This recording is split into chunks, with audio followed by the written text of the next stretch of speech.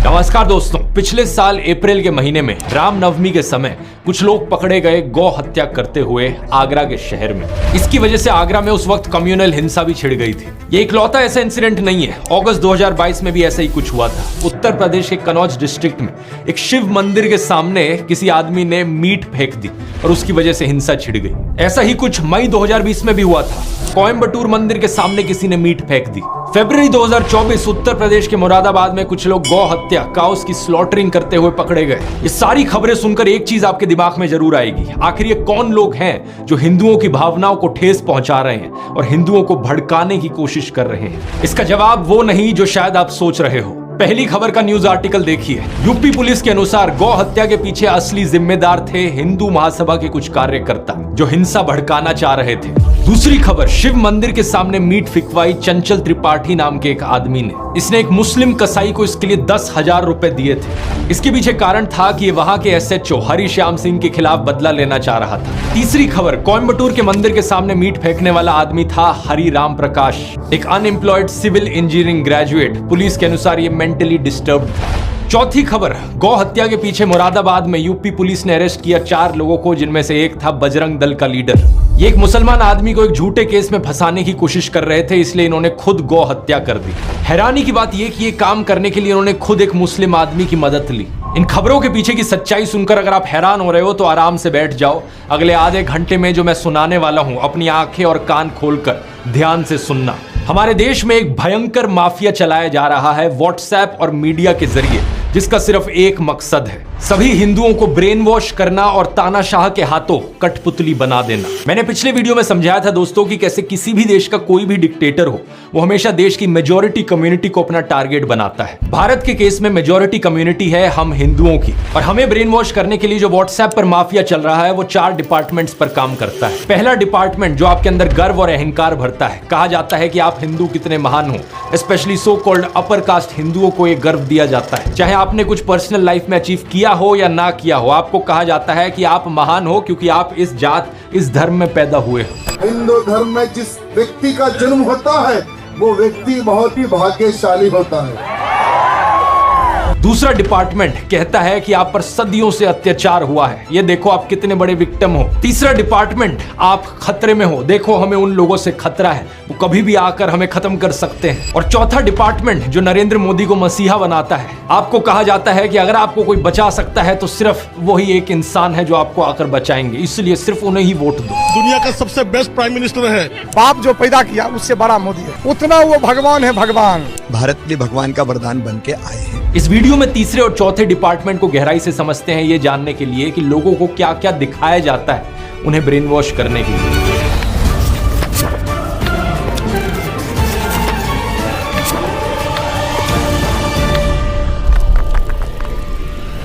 दुनिया भर पर नजर डालें दोस्तों तो डिक्टेटर्स कई देशों में देखे गए हैं, चाहे ये पाकिस्तान हो, जर्मनी हो, चिली हो या रवांडा हो, लेकिन सभी डिक्टेटर्स के द्वारा टारगेट हमेशा मेजॉरिटी कम्युनिटी को किया जाता है। पाकिस्तान के देश में सुन्नी मुस्लिम्स मेजॉरिटी में है, तो उन्हें ब्रेन वॉश करने के लिए झूठी खबरें फैलाई गई कि कैसे देश की बाकी माइनॉरिटीज उनके लिए खतरा बन रही हैं। हिंदू, क्रिश्चियन, सिख, शिया मुस्लिम्स, अहमदिया मुस्लिम्स या फिर सूफी मुस्लिम्स ही क्यों ना हो। 2021 में BBC ने वीडियो रिपोर्ट अपलोड करी थी जिसमें दिखाया गया कि पाकिस्तान की स्कूल की किताबों में कैसा नफरतखोर प्रोपेगेंडा मौजूद है, जिसके जरिए बच्चों के दिमाग में जहर डाला जाता है। उन्हें ये कहानियां सुनाई जाती हैं कि कैसे हिंदूज और सिख्स ने लाखों औरतों बच्चों को मार दिया। मेरे पास मुताला पाकिस्तान बुक है और ये 11वीं और 12वीं जमात के लिए है। पेज नंबर 33 पे ये लिखा हुआ है, इंसानियत दुश्मन हिंदुओं और सिखों ने हजारों बल्कि लाखों औरतों, बच्चों, बूढ़ों और जवानों की इंतहाई बेदर्दगी और संगदिली से कत्ल किया और बेआबरू किया।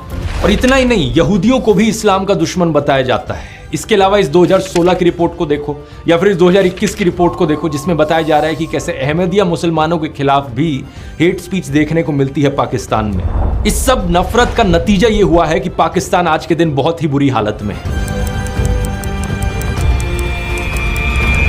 पिछले साल की वर्ल्ड बैंक रिपोर्ट देखो, 40% पाकिस्तानीज बिलो पॉवर्टी लाइन है। बेरोजगारी एक बहुत बड़ी मुसीबत बनी फिर रही है और कुछ ही दिन पहले IMF ने बताया कि पाकिस्तान में इस फिस्कल ईयर में नियरली 25% की इन्फ्लेशन देखी जाएगी। पाकिस्तान की मेजॉरिटी कम्युनिटी सुन्नी मुस्लिम्स को इस नफरत के जाल में फंसकर ब्रेन वॉश होकर क्या मिला? एक ऐसा देश जो रहने लायक नहीं है, जहां लॉ एंड ऑर्डर का कोई नामो निशान नहीं है। मेजॉरिटी कम्युनिटी के अंदर एक डर की भावना जगाने के लिए किस तरीके का खबरों के साथ खेल खेला जाता है, इसका एक अच्छा उदाहरण देखने को मिलता है आज से 100 साल पहले अमेरिका में। साल 1919 की बात है। वॉशिंगटन में एक 22 साल का ब्लैक क्रिमिनल कुछ लोगों पर हमला करता है और चोरी करता है। जिन लोगों पर हमला किया जाता है उनमें से एक स्कूल टीचर थी जो खुद एक ब्लैक औरत थी। इस इंसिडेंट को लेकर एक इंटरेस्टिंग बात यह है कि वॉशिंगटन के जो सारे अखबार थे उस वक्त के, वो या तो इस खबर को रिपोर्ट ही नहीं करते या फिर इसे पूरी तरीके से दबा देते। लेकिन 5 दिन बाद सेम शहर में सेम क्रिमिनल जब एक व्हाइट औरत पर हमला करता है तो सारे अखबारों की ये फ्रंट पेज खबर बन जाती है। इसकी वजह से अगले कई हफ्तों तक वॉशिंगटन में दंगे देखने को मिलते हैं ब्लैक्स और व्हाइट्स के बीच में। 39 लोगों को मारा जाता है और 150 से ज्यादा लोग जख्मी हो जाते हैं। जो एक्चुअल क्रिमिनल था इस केस में,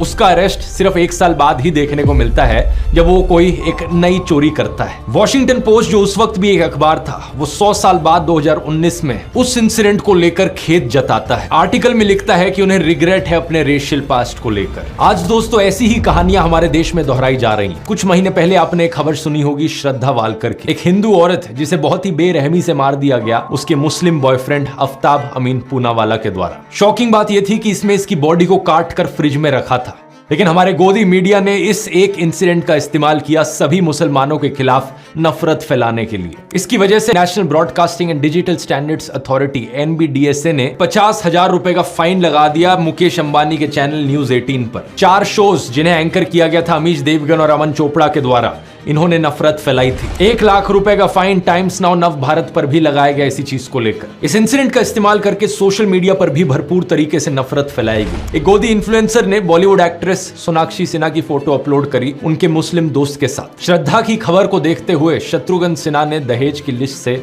फ्रिज को हटा लिया है। सुदर्शन न्यूज ने एक प्रोग्राम चलाया जिसकी हेडलाइन थी मेरा अब्दुल ऐसा नहीं है की हकीकत। एक और गोदी इन्फ्लुएंसर ने ट्विटर पर पोस्ट किया आपका अब्दुल भी वैसा ही है। जी न्यूज ने ट्वीट करके प्रोग्राम चलाया मेरा अब्दुल वैसा नहीं है वालों के लिए सबसे बड़ा सबक है ये केस। और ऑफ कोर्स व्हाट्सएप माफिया ने भी अब्दुल शब्द का इस्तेमाल करके बहुत सारे जहरीले मैसेजेस फैलाए। ये सारे पोस्ट और मैसेजेस सिर्फ एक चीज साबित करना चाहते हैं कि हर एक मुसलमान आदमी एक पोटेंशियल खूनी है। अब्दुल शब्द का प्रयोग यहाँ पर सभी मुसलमानों को डिनोट करने के लिए किया जा रहा था। कुछ ही दिन पहले एक और ऐसी खबर आई कर्नाटका से, जहां पर एक मुस्लिम आदमी फयाज ने एक हिंदू लड़की नेहा को मार दिया। एक बार फिर से ये सारे गोदी इन्फ्लुएंसर्स और व्हाट्सएप माफिया को चलाने वाले एक्टिवेट हो गए और सभी मुसलमानों के खिलाफ नफरत उगलने लग गए। मकसद सिर्फ एक, हिंदुओं को ब्रेन वॉश करो और हिंदुओं के अंदर डर बिठाओ कि हिंदू खतरे में है और हमें अगर इस खतरे से बाहर निकलना है तो मोदी को वोट देना होगा। अब जिन लोगों को ब्रेन वॉश ऑलरेडी किया जा चुका है उन्हें इस चीज में कुछ भी गलत नहीं लगेगा। वो कहेंगे क्या गलत है इसमें, ये मर्डर यहाँ पर हुआ, मुसलमान ने किया, ये सारे मुसलमान ऐसे ही होते हैं। उन्हें अगर आप बोलने की कोशिश करोगे तो सिर्फ 1-2 इंसिडेंट्स है, वो आपको 10 ऐसे इंसिडेंट्स गिना देंगे। शारदा आफ्ताब, नेहा फयाज, साक्षी साहिल खान, निकिता तौसीफ, अरशद प्रभा, अंकिता शाहरुख,